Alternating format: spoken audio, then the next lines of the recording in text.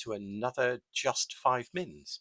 So what have we got this time? WASM, WASI, what's up? Okay, I tried to weave that in there badly, but there you go.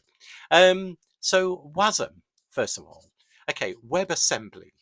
Okay, so the most common one that I'm familiar with is Blazor, which is from Microsoft. It is open source, but it's the Microsoft Blazor, which sort of blends Razor Pages, if you know Razor Pages, maybe not, from the .NET world, from the MVC sort of side of things. But anyway, it doesn't matter.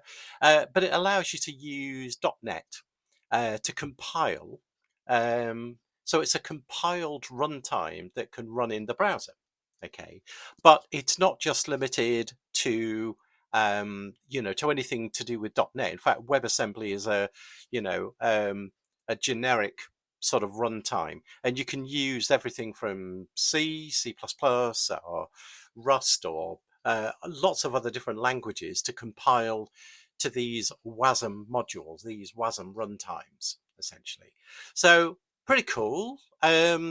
Blazor's at its sort of like, ups and downs a little bit with how that works, but it does work really well, I think, anyway, and I'm sure it would be. So WebAssembly generally is, it's been around for a while, but it's not nothing that suddenly cropped out. But there's a lot of lift, I suppose, now with the next bit, which is WASI, which is WebAssembly System Interface.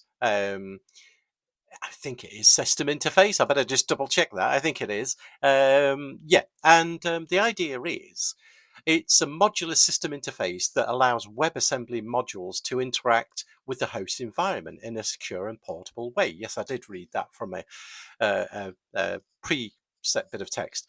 But the idea is, so it can actually run outside of the browser. Okay, so okay, well, .NET you can run now and have been able to run on Linux, Mac, Windows for quite some time now. So what's the point then? Well, again, you're not limited just to one tie-in. And also the WASI, the WASM modules are usually a lot less bloaty than the whole other framework that goes round with it. Okay, so I did an episode on a company called Fermion. I'll link the episode, but ultimately, these WASM modules using the WASI, the system interface, that's the bit that allows it to communicate with the host and all the other bits.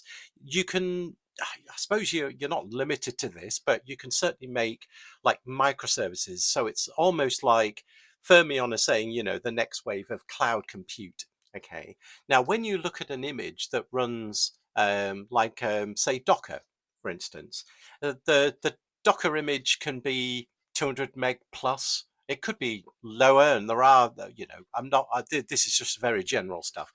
But the similar sort of thing as a WASM module could be 3.2 meg. Okay, so size really does matter in that way. And it doesn't really, again, it doesn't have to be just as microservices or anything like that. You can run them as serverless, components. So a bit like with Azure, you've got Azure serverless functions, you've got, the AWS equivalent and things like that. But the idea is to use this WASM with the WASI. So the WASI is providing the interface to the host and whatnot, behind the scenes. But the WASM module is obviously a lot less, and it could be run in lots of different other places. Okay, so that's WASI and WASM. But what, I mean, I don't know how this is going to sort of expand really, because I know Docker, so everything like Docker containers, blah, blah, blah, they are, I believe, I will try to find out that, but they are looking into using WASM as the host, as the actual, container runtime, as it were, with WASI as well. So WASI is the infrastructure bit around it, and WASM is the WebAssembly module itself.